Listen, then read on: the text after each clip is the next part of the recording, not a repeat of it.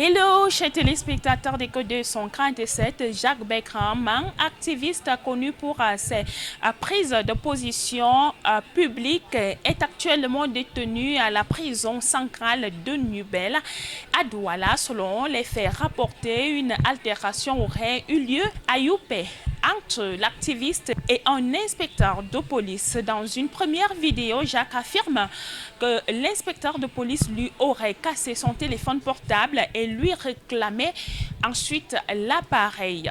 Alors, quelques jours plus tard, il publie une autre vidéo. Depuis un commissariat, l'inspecteur de police, de son côté, l'accuserait d'avoir déchiré sa tenue. Cependant, on entend aussi dans l'enregistrement la voix d'un agent déclaré, je cite, « On ne peut pas te laisser sortir étant fâché ». Reste la question, y avait-il un désir de le relâcher? Pourquoi le retient-on réellement?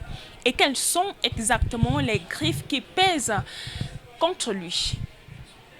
En effet, je ne suis pas très au fait de l'histoire de ce Camerounais. Mais de ce que j'ai donc appris, c'est simplement quelqu'un qui critique et qui revendique à sa manière. Alors, je pense que dans le principe, ce n'est pas mauvais de critiquer. L'État, la nation et même la Constitution prévoient la liberté d'expression qui permet que tout Camerounais puisse dire ce qu'il pense, ce qu'il souhaite et même exprimer avec force sa volonté, notamment par les élections ou les votes en général. Alors, très souvent, l'on remarque que quand les gens s'expriment et qui n'ont pas le sentiment d'être écoutés à leur juste valeur, ils peuvent prendre d'autres canaux de communication ou d'expression. Et on voit parfois dans les sociétés, on voit des grèves, on voit certaines manifestations, souvent même encadrées par les autorités. Et je pense que tout est prévu pour que les gens puissent, au-delà des canaux normaux, exprimer leur avis ou leur mécontentement, tout en restant dans la légalité. C'est ça le principe et c'est valable dans le monde entier. Maintenant, il y a des dérives, d'un côté comme de l'autre. On observe que parfois, les autorités forcément ne sont pas tout à fait respectueuses du droit de la liberté d'expression et que parfois les citoyens aussi ne sont pas respectueux du cadre légal. Ça va poser problème. Donc pour ce personnage, M. Mang, je pense que c'est bien qu'il ait sa liberté d'expression. C'est tout à fait logique. Ce d'autant plus que nous sommes dans le même pays, nous vivons au Cameroun, nous connaissons plus ou moins nos problèmes, tous autant que nous sommes. Nous savons ce qui va et ce qui ne va pas. C'est bien de dire que ça ne va pas, mais c'est aussi bien de reconnaître quand ça va et quand c'est bien fait. Et si lui a trouvé à sa manière le moyen d'exprimer ce qui ne va pas, je suis d'avis qu'il tienne quand même compte d'un paramètre. Et ça c'est général pour nous tous, c'est le cadre légal. Parce que parfois mon expression et ma liberté peut porter entrave à la liberté de quelqu'un d'autre. Et on dit en droit que ma liberté s'arrête là où commence celle de l'autre. Alors si l'État estime que en manifestant par exemple, je peux créer une situation qui crée une instabilité et que ça mette en danger des vies et des biens, l'État a le devoir, pour assurer l'ordre public, de me retenir. Est-ce que c'est dans ce cadre que les pouvoirs publics ont intervenu? Je ne le sais pas exactement, je suppose. Mais c'est pour ça que je dis qu'il faut toujours garder cette alchimie juste entre ma liberté d'expression et la légalité. Maintenant, nous sommes dans un Cameroun qui a beaucoup de difficultés. Les gens ont beaucoup de récriminations et je pense que les pouvoirs publics devraient continuer à faire de leur mieux pour avoir un dialogue sincère, un dialogue constructif. La loi, la force, c'est bien, mais par moment, il faudrait faire preuve de davantage de concessions avec les citoyens pour obtenir un juste milieu. Donc, sans risquer d'écorcher la pensée ou les positions des uns et des autres, je suis d'avis qu'il y ait toujours un juste milieu. Mais de toute évidence, les cris des uns doivent toujours rester un message.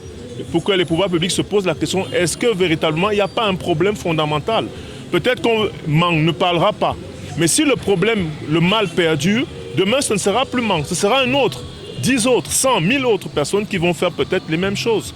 Donc je pense que ce serait bien de trouver un cadre d'expression qui permette aux uns de s'exprimer et aux autres de prendre en compte les besoins et les problèmes que les uns et les autres posent.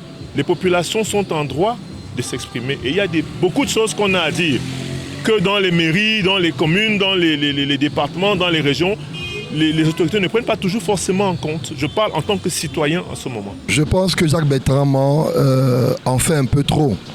Le gouvernement a des lois et tout le monde doit être respectueux des lois du pays. C'est ce que moi je pense. On peut réclamer, mais on doit réclamer dans la loi. On peut avoir des soucis, on peut ne pas être d'accord avec certaines choses, mais le fait toujours dans la loi et être respectueux des principes d'un pays. Lui-même, il sait de quoi on le reproche. Vous savez, nous sommes dans un climat un peu très délicat et en ce moment, ce n'est pas nécessaire de dire n'importe quoi.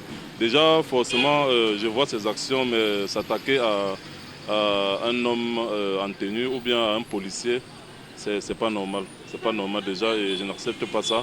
C'est intolérable ça.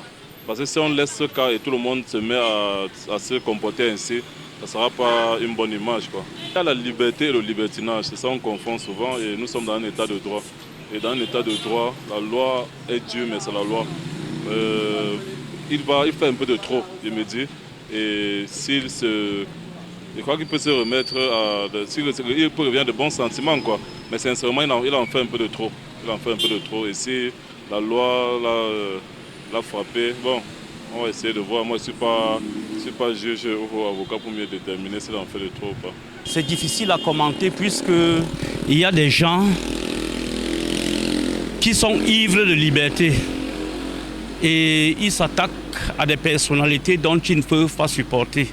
Donc chacun, ça va dans tous les sens en un mot. C'est les nouvelles technologies qui nous rendent un peu fous. Parce que les informations, ça va dans tous les sens et ça part à grande vitesse. Donc ils sont tellement ivres d'informations. Même celui qui n'a rien à dire va chercher à savoir, à provoquer qui que ce soit. Ainsi donc, chers téléspectateurs d'Écho 237, vous venez de suivre les avis de l'homme de la rue à propos de la situation de l'activiste Jacques-Bertrand Mang. À ce micro de présentation, je suis Aline Ateba. Pour Écho 237, la chaîne de valeur depuis Yaoundé.